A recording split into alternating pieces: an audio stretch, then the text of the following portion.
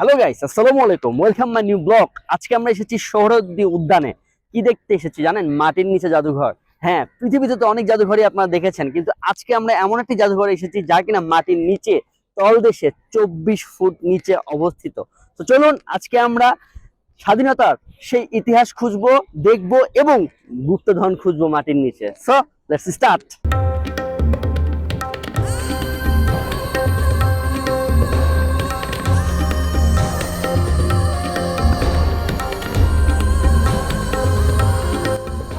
দেখতে পাচ্ছেন একটি সুন্দর জায়গা, উপর থেকে সূর্য এসে পড়ছে একদম নিচে, এমন লাগছে। হ্যাঁ, স্বাধীনতা জাদুঘরের একটি মূল আকর্ষণ, হয়তো এর নিচে আছে গুপ্তধন।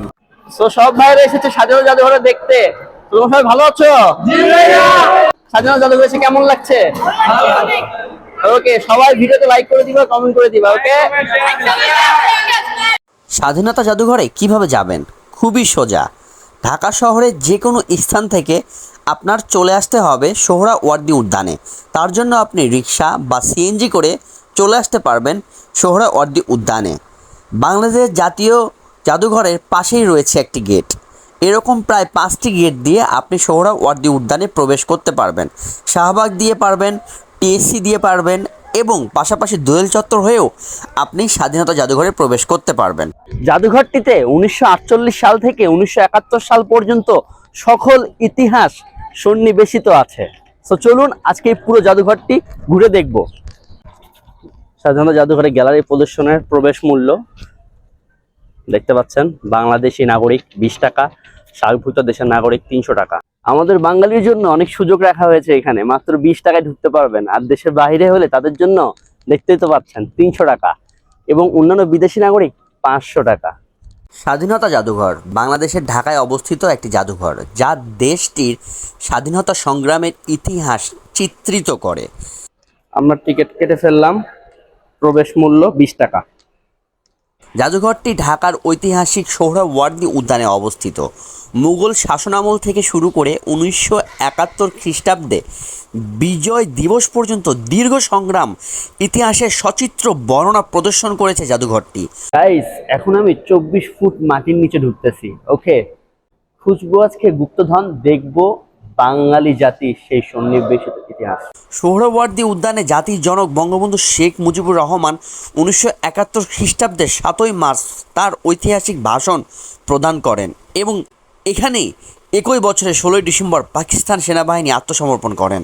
স্বাধীনতা জাদুঘর বাংলাদেশের 45তম স্বাধীনতা দিবস 2015 খ্রিস্টাব্দের 25 মার্চে জনসাধারণের জন্য উন্মুক্ত করা হয়। দেখতে পাচ্ছেন এটি হচ্ছে সেই প্রাচীন বাংলার মানচিত্র, এবং এখানে দেখতে পাচ্ছি আরো অনেক অনেক চিত্র, যেগুলো কিনা 1948 সালের পর থেকে সংরক্ষিত। আমার পিছনে বঙ্গবন্ধু শেখ মুজিবুর রহমান ভাষণ দিচ্ছে বজ্র কণ্ঠে। মুক্তিযোদ্ধাদের সাহায্য করুন, এরা আপনাদেরই সন্তান। বাংলাদেশ কৃষক শ্রমিক লীগ সবাই মুক্তিযোদ্ধা। অনেক অনেক রকমের সেই যুদ্ধের সময়ের স্মৃতি এখানে সংরক্ষিত আছে, যা আমি আপনাদেরকে আজকে পুরোটাই দেখাবো। আমার পেছনে দেখতে পাচ্ছেন বঙ্গবন্ধু শেখ মুজিবুর রহমান ভাষণ দিচ্ছে, বিস্তৃত জনতা তার ভাষণ শুনছে। সত্যি অন্যরকম। 6 দফার দাবিতে বিরাট জনসভা, এই সেই 6 দফা যেটা এখানে লেখা আছে। স্বাধীনতা জাদুঘর বাংলাদেশ জাতীয় জাদুঘর এর এখতিয়ারের একটি শাখা জাদুঘর হিসেবে পরিচালিত। বাংলার হিন্দু, বাংলার বৌদ্ধ, বাংলার খ্রিস্টান, আমরা সবাই বাঙালি। স্বাধীনতা জাদুঘর স্থাপিত হয় 25 মার্চ 2015 সালে। স্বাধীনতা জাদুঘরটি সোহরাওয়ার্দী উদ্যানে নির্মিত একটি বৃহৎ পরিকল্পিত নকশার অংশ। এই নকশায় রয়েছে একটি অ্যাম্ফি থিয়েটার, 3টি জলাধার, শিখা চিরন্তন, স্বাধীনতা সংগ্রামের চিত্র বিশিষ্ট একটি মুরালে এবং 155 আসন বিশিষ্ট একটি অডিটোরিয়াম। তবে পুরো নকশাটির প্রধান বিষয় হলো একটি 50 মিটার বিশিষ্ট আলোক স্তম্ভ, যা স্বাধীনতা স্তম্ভ নামে পরিচিত। স্তম্ভটি কাঁচের প্যানেল দ্বারা নির্মিত। জাদুঘরটি এই স্তম্ভের নিচে অবস্থিত। পুরো জাদুঘরটি ভূগর্ভস্থ। এটি বাংলাদেশের প্রথম এবং একমাত্র ভূগর্ভস্থ জাদুঘর। জাদুঘরটির প্লাজাটি 5669 বর্গ কিলোমিটার বিশিষ্ট টাইলস দ্বারা আবৃত স্থান। জাদুঘরের মাঝখানে রয়েছে একটি ঝর্ণা, যাতে ওপর থেকে পানি ঝরে। গাইস, 11 ডিসেম্বর 1971 সাল জামালপুরে আত্মসমর্পণ করছে রাজাকার বাহিনী। এই পাশে দেখুন পাকিস্তানি বাহিনীর অস্ত্র সমর্পণের মুহূর্ত। দেখুন সব পাকিস্তানি বাহিনীরা এখানে অস্ত্র সমর্পণ করছে। ওকে, আর এই পাশটি দেখুন সবচেয়ে চরম একটি মুহূর্ত আমাদের বাংলার স্বাধীনতার। এখানে দেখতে পাচ্ছেন সিগনেচার করতেছে, দেখেন 16 ডিসেম্বর 1971 সাল পাকিস্তানি সেনাবাহিনীর পূর্বাঞ্চলের কমান্ডার লেফটেন্যান্ট জেনারেল আমির আব্দুল্লাহ খান নিয়াজি, মিত্র বাহিনীর general officer commanding in chief, হ্যাঁ, লেফটেন্যান্ট জেনারেল জগজিৎ সিং আরোরার নিকট বাংলাদেশে অবস্থিত সকল পাকিস্তান সশস্ত্র বাহিনীকে আত্মসমর্পণের জন্য আত্মসমর্পণের দলিলে স্বাক্ষর করেছেন।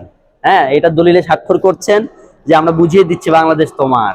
ওকে, আর এই সেই টেবিল দেখতে পাচ্ছেন, এই সেই টেবিল যে টেবিলে এই স্বাক্ষরটি করা হয়েছে। ওকে, এই সেই টেবিল, হ্যাঁ, যেটি রাখা হয়েছে এই স্বাধীনতা জাদুঘরে। মাটির নিচে গুপ্তধন তো খুঁজে পাচ্ছি না, কিন্তু আমি 1971 সালের সেই সময়ের অনেক কাহিনী এবং অনেক চিত্র আমার সামনে সন্নিবেশিত হচ্ছে এবং আমি দেখতে পাচ্ছি। এই যে দেখতে পাচ্ছেন এই সেই টেবিল, অনেক সুন্দর করে রাখা হচ্ছে সেই টেবিলটাকে। 1971 সালের 16 ডিসেম্বর 4:31 ঢাকার রেসকোর্স ময়দানে বর্তমান সোহরাওয়ার্দী উদ্যানে যে টেবিলের উপর পাকিস্তান সেনাবাহিনীরা পূর্বাঞ্চলের কমান্ডার লেফটেন্যান্ট জেনারেল আমির আব্দুল্লাহ খান মিয়া যে আত্মসমর্পণে, এই সেই টেবিল যে টেবিলে স্বাক্ষর করেছেন। আর এখানে দেখতে পাচ্ছেন যশোরের গোড়াগঞ্জে লড়াই করে সবে ফিরেছেন রাজশাহীর 4 জন ছাত্র। এই দেখুন। ওকে, আসলেই মানে ভাবা যায় অন্যরকম একটা জোশ চলে আসছে সেই সব ছাত্রদের বুকে এবং কাঁধে বন্দুক দেখে। ওকে, আর এই পাশে আছে মুক্তিযোদ্ধা বাহিনীর সব প্রধানদের। এই যে দেখুন,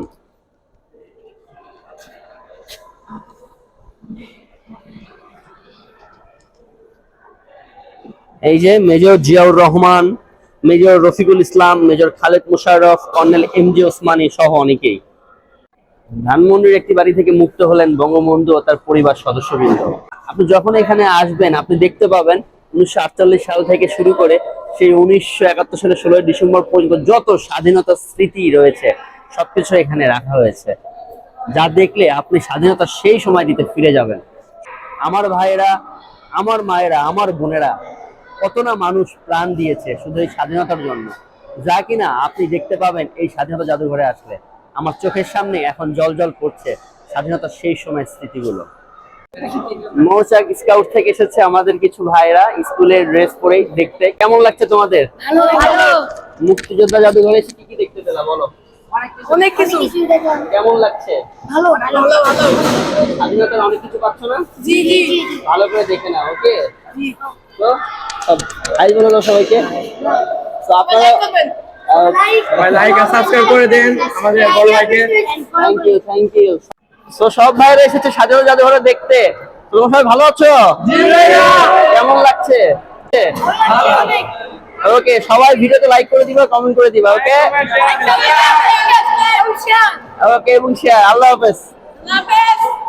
বাবা মার সাথে বঙ্গবন্ধু শেখ মুজিবুর রহমানের একটি চিত্র এখানে রাখা হয়েছে।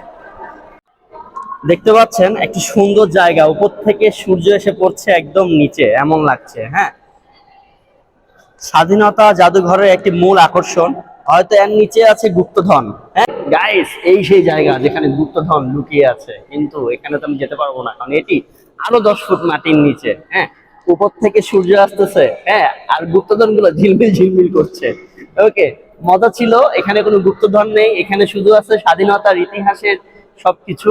আর এখানে যখন আপনি কথা বলবেন আপনার কথাগুলো শুধু বাড়ি খাবে। ওকে, সো এক মুহূর্তের জন্য হলো আপনাকে অবশ্যই আসতে হবে এই স্বাধীনতা জাদুঘরে। এর সাইড দিয়ে আছে অনেক সুন্দর ফোয়ারা, পানি উপর দিয়ে ওঠে, মাঝে মাঝে এটা ছাড়া হয়। হ্যাঁ, এখন ছাড়া হচ্ছে না, তাই শুধু পানি দেখতে পাচ্ছেন আপনারা। এটা কূপের মতো লাগছে জিনিসটা। জাদুঘরটিতে 144টি কাচের প্যানেলে 300-এরও বেশি ঐতিহাসিক আলোকচিত্র প্রদর্শিত হয়। টেরাকোটা ঐতিহাসিক আলোকচিত্র, যুদ্ধের ঘটনা সংবলিত সংবাদপত্রের প্রতিবেদনও প্রদর্শিত হয়। এছাড়াও মুক্তিযুদ্ধের পক্ষে বিভিন্ন বিদেশি পত্রিকায় প্রকাশিত সংবাদের প্রতিলিপি এবং মুক্তিযুদ্ধের পক্ষে বিদেশে প্রচারণা সৃষ্টিতে তৈরিকৃত বিভিন্ন পোস্টারও জাদুঘরটিতে প্রদর্শনীতে রয়েছে।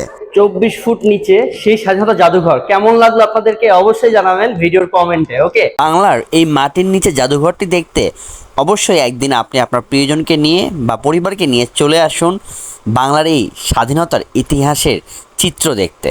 সবার জন্য শুভকামনা এবং ভালোবাসা রইল। আল্লাহ হাফেজ।